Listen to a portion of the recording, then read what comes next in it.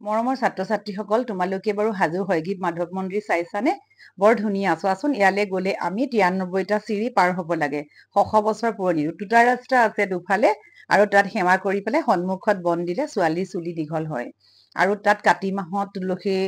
মালা দিয়া হয় আৰু এই মন্দিৰৰ আৰম্ভ হৈছিলে বৌদ্ধসকলে আৰম্ভ কৰিছিলে তাতে বুদ্ধদেৱে তাতে তপস্যা কৰিছিলে আৰু তাত গোটেই পঞ্চতীৰ্থ বুলি কোৱা হয় এই মন্দিৰত আৰু যেতিয়া শালগছৰ তলতে কেদাৰৰ তলত বুদ্ধদেৱে যেতিয়া তপস্যা কৰিছিলে তেওঁ মৃত্যুৰ পিছত সকলোৱে কান্দিছিলে আৰু হাজো বুলি কৈছিলে সেইকাৰণে হাজো বুলি কোৱা হয় হাজো জেগা নাম সেইকাৰণে হৈছিলে আৰু হিন্দু ধৰ্মৰ মতে তাত যিহেতু আমাৰ বিষ্ণুৱে অসুৰৰ উৎপাতত আহি পেলাই নিজেই তাত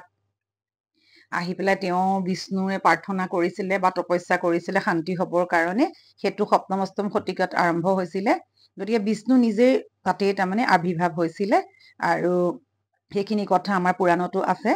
সেইকাৰণে সেই অসুৰক মাৰিছিলে কাৰণে সেই অসুৰে এটা আহ্বান কৰিছিলে যে তেওঁৰ নামেৰে থাকিব লাগে সেইকাৰণে কোৱা হয় হয়গ্ৰীৱ মাধৱ মন্দিৰ বুলি আৰু হয়গ্ৰীৱ মাধৱ মন্দিৰ অৰ্থাৎ ঘোঁৰাৰ আকৃতিৰ দেখা পোৱা যায় এয়াই আছিলে আৰু হয়গ্ৰীৱ হাজোৰ মাধৱ মন্দিৰৰ মূল কথা আৰু তুলসী মালা দিলে আমাৰ অসুখ অশান্তিবোৰ নাইকিয়া হয়